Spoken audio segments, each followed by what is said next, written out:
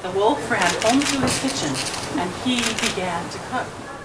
Well, really delighted to announce that January the 27th is Family Literacy Day in the province of British Columbia. This is a really important way to recognize the real critical importance of literacy as a real foundational piece for all of our communities, for families, and a way to encourage a focus on reading.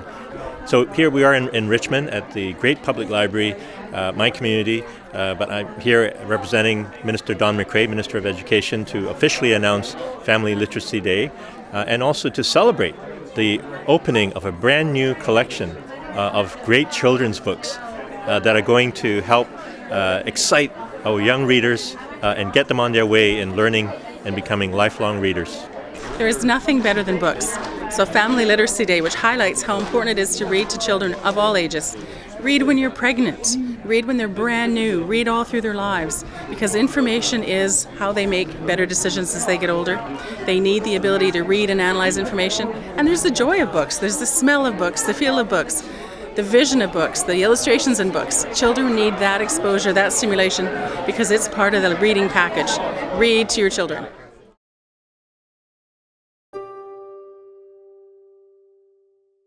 'Twas the night before Christmas, and all through the home, not a creature was stirring, except for me and this poem.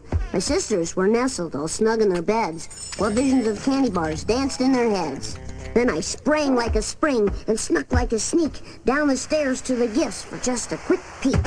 When lo and behold, what did I see? Lisa and Maggie had just beaten me. I poked at my package and said, "This is rad, man." Then noticed Dad's shadow. He looked like a madman. Oh, Maggie, oh, Lisa, oh, little Bartholomew, go upstairs, go right now before I kill all of you. And so into bed we fled in a flash, awaiting till morning to open our stash.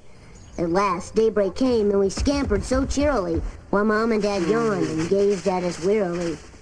For Maggie, a pacifier, for Lisa, some dolls, for me, a big burp gun which shoots ping-pong balls. Then on came the TV, and we started to doze through all the exciting Christmas-themed shows. So, to those of you grooving on my holiday rap, Happy Christmas to all, and to all a good nap. One of the most difficult of all human endeavors, the House of Cards. Whew. What's she doing? Really neat, Bart. A pile of cards. Take it easy. Whatever you do, don't get the jitters. One false move and you're a goner. You're 2/10. Relax. You've got to learn to listen to our advice. Hurry, go look at that movie. Okay, it's ready. You can come in now, but don't make any noise. Not a sound. It's very precarious.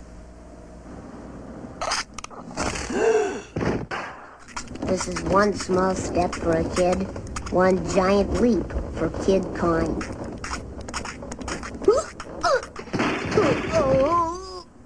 Bart, wake up! Wake up! You did it! What? Oh, forget it. Bart, Lisa, keep an eye on Maggie.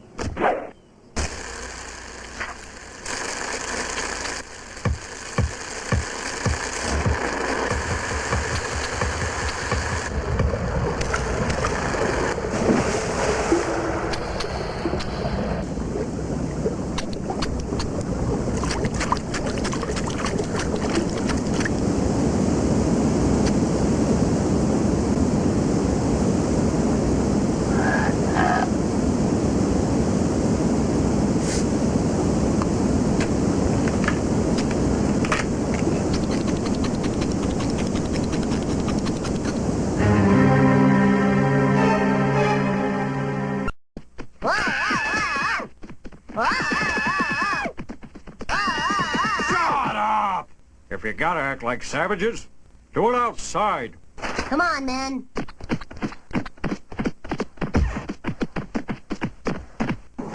Hold out your arms. Oh boy, jungle supplies. Jumba hoop. Humba, humba, humba, hoop. Humba, humba, jumba hoop. This fun, Barzanga. Right on, Lee Samba. Humba, humba, humba. What the? Why those little... Humba, humba, humba, hoop. Humba, humba, jumba hoop. Humba, humba, humba. Bart! Uh-oh.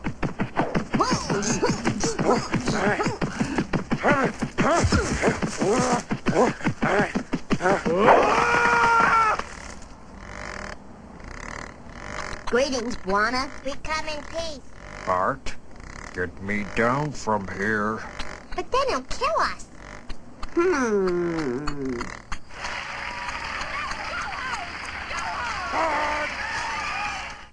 Just think, sitting right here are 3 generations of Simpsons. What a nightmarish concept. Bart! Homer! What? Leave him be! Yeah, Dad. Lisa! Homer! What? Leave her be! Yeah, Homer. Bart! Homer! What? And the beat goes on. Quit squeaking that toy. Don't shove Maggie. She's just a little baby. Don't hit your little sister. She's a girl. Keep your hands off him, Homer! We can't bicker like this. We're the Simpsons. You know, the little scamp's got a point there. Let's all get together and give each other a big hug.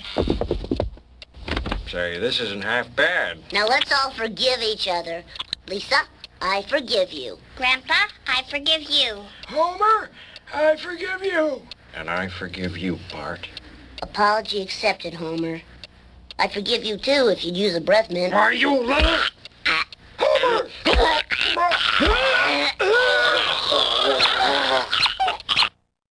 Look at Maggie. What a little bundle of joy. You can tell what it's thinking by its body language. I think its body language is saying, I want to play. This little piggy went to market. This little piggy stayed home. This little piggy had roast beef. And this little piggy had none. And this little piggy went wee, wee, wee, wee. I think its body language is saying, game's over. Look at it, just lying there. I wonder how we look to it. Gooba, gooba, gabba. You're our little sister. Gooba, gabba, gooba, gabba. One of us, one of us.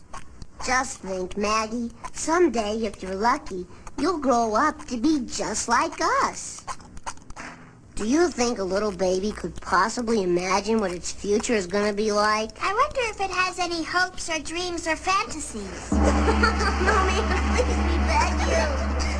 Leave our toes alone. No tickling, no tickling. Help, help, help. Oh, come on, man. Maybe it's thinking how much it loves us. I guess we'll never know.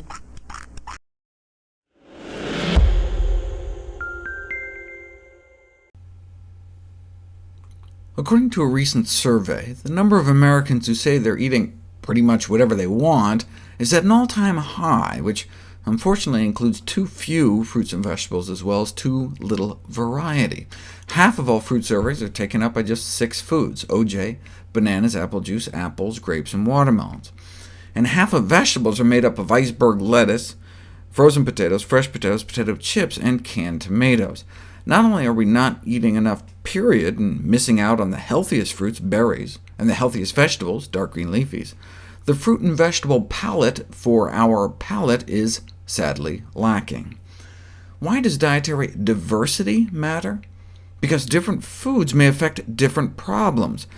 Cabbage, cauliflower, broccoli, and Brussels sprouts are associated with lower risk of colon cancer in the middle and right side of our body, whereas risk of colon cancer further down on the left side of our body appears to be better lowered by carrots, pumpkins, and apples. So different fruits and vegetables may confer different risks for cancer of different parts of even the same organ. Variety is the spice of life and may prolong it. Independent of quantity, variety in fruit and vegetable consumption may decrease lung cancer risk, meaning if 2 people eating the same number of fruits and vegetables, the one eating a greater variety may be at lower risk. And it's not just cancer. In a study of thousands of men and women, a greater quantity of vegetables and a greater variety may independently be beneficial for reducing the risk of type 2 diabetes. Even after removing the effects of quantity, each different additional 2 items per week increase in variety of fruit and vegetable intake was associated with an 8% reduction in incidence of diabetes. Why? Well, it may be attributable to individual or combined effects of the many different bioactive compounds contained in fruits and vegetables. Thus, consuming a wide variety will increase the likelihood of consuming more of them. All the vegetables may offer protection against chronic diseases, but each vegetable group contains a unique combination of these phytonutrients, distinguishing them from other groups. Because each vegetable contains a unique combination, a greater diversity of vegetables should be eaten to get all the health benefits. Does it matter, though, if we get alpha-carotene or beta-carotene? Isn't an antioxidant an antioxidant? No, it's been shown that phytochemicals bind to specific receptors and proteins in our bodies.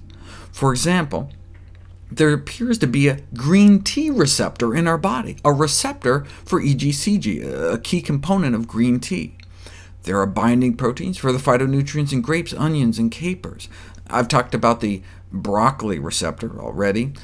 Recently, a cell surface receptor was identified for a nutrient concentrated in apple peels. And importantly, these target proteins are considered indispensable for these plant foods to do what they do, but they can only do it if we actually eat them. Just like it's better to eat a whole orange than just to take a vitamin C pill, because otherwise you'd miss out on all the other wonderful things in oranges that aren't in the pill. By also eating a different fruit like an apple, we won't miss out on all the wonderful things in apples that aren't in the orange. When it comes to the unique phytonutrient profile of each fruit and vegetable, it's like comparing apples to oranges.